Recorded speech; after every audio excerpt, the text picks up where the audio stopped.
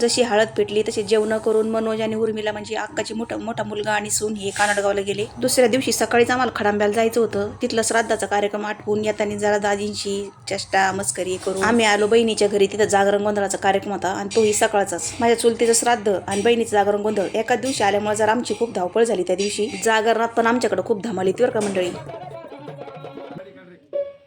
फक्त त्यांचे तोंड उघडे ठेवा. का म्हणले वर किती टाके पाहायला नको. एकमेकांच्या नावाने पैसे देऊन वाघ्याकडून अशी चेष्टा मस्करी करून घेतली जाते. आणि संध्याकाळचे आता 6:30 वाजून गेले होते. खडांब्यावरून माझ्या बहिणी वहिनी भाऊ सगळेच आले होते आणि पाहुण्या रावळ्यांची रेलचल पण चालू होती. पाहुण्या मंडळीतल्या बायका सगळ्या पोर्च मध्ये आणि पुरुष मंडळी खाली अंगणात बसलेले होते मंडपाखाली. जागरणाच्या कार्यक्रमामुळे नवरीच्या चुलत्या मामी मावश्या बहिणी भाऊ सगळेच आलेले होते. 2-3 गाड्या घेऊन आले होते ते. जागरणाच्या दुसऱ्या दिवशी नवरीला वाटा लावायचं होतं. हे बघा किती पाट्या भरून ठेवल्या. 25 पाट्या भरल्या होत्या. नवरीला वाटा लावल्यावर मला पण आता घरी यायचं होतं. म्हणलं चला आता आवळे तरी घेऊ आपल्यासाठी. 8 वर्षापूर्वी बहिणीला मी आवळ्याचं झाड दिलं तर त्याचंच हे फळ आहे. सगळ्या पाट्या आता अंगणात आणल्या तर नवरीकडचे चुलते चुलत भाऊ न्यायला आलते तिला. आणि मग पाटी उचलताना नाव घ्यायची प्रथा आहे आमच्याकडं. काय नाव घेतलं ते पण ऐकायला नाही आलं. पण 1000 रुपये पाठवून टाकून त्यांनी पाट्या उचलल्या हो.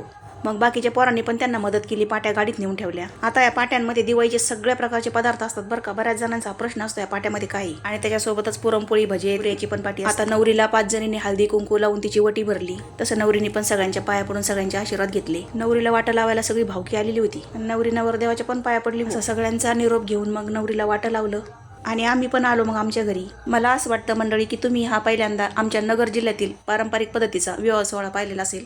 जिथं लग्नाच्या आमंत्रणापासून मेहंदी मांडवडाळे हळद सप्तपदी मानपान चेष्टा मस्करी पाय घड्या नवरदेव रुसणं वटकान लावणं पाय धुण्याची प्रथा सुनमुख बघण्याची धमाल आणि सगळ्यात भावनिक क्षण म्हणजे नवरीला वाटा लावणं. त्यानंतर नवरीचा गृहप्रवेश आणि वरातीची धमाल आणि लग्नाच्या दुसऱ्या दिवशी हळद फेडण्याचा कार्यक्रम. त्याच्यानंतर खूप सारी धमाल.